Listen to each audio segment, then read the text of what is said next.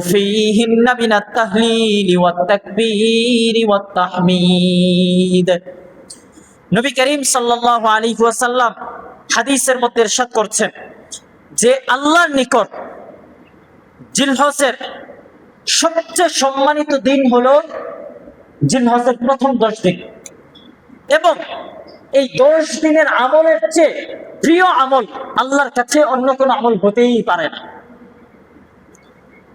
তার মানে জিলহজের প্রথম 10 দিনের আমল আল্লাহর কাছে সর্বশ্রেষ্ঠ আমল, আল্লাহর কাছে সর্বপ্রিয় আমল।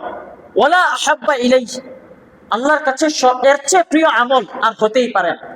সুতরাং নবীজি বললেন, সুতরাং ফাকসিরু ফীহিন্না, তোমরা এই দিনগুলোতে আল্লাহ তাআলার জন্য বেশি বেশি তাহলিল পাঠ করো। কি পাঠ করো?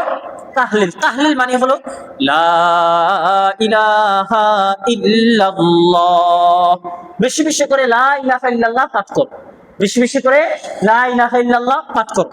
2 নাম্বার ওয়াত তাকবীর, আল্লাহ তাআলার বরত্ব ঘোষণা করো। আল্লাহু আকবার, আল্লাহু আকবার, আল্লাহু আকবার। তাহলে 1 নাম্বার আমল হইলো বেশি বেশি করে লা ইলাহা ইল্লাল্লাহ পাঠ করা। 2 নাম্বার হলো আল্লাহু আকবার পাঠ করা। 3 নাম্বার ওয়াত তাহমিদ, বেশি বেশি করে আল্লাহ তাআলার প্রশংসা জ্ঞাপন করো। আলহামদুলিল্লাহ, আলহামদুলিল্লাহ, আলহামদুলিল্লাহ, আলহামদুলিল্লাহ।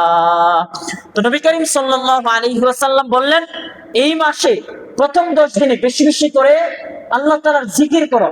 কোন জিকির গুলা করবা এটাও আল্লাহ তাআলা হাদিসের মধ্যে স্পষ্ট করে দিলেন। বেশি বেশি লা ইলাহা ইল্লাল্লাহ পাঠ করো, বেশি বেশি আল্লাহু আকবার পাঠ করো, বেশি বেশি আলহামদুলিল্লাহ পাঠ করো।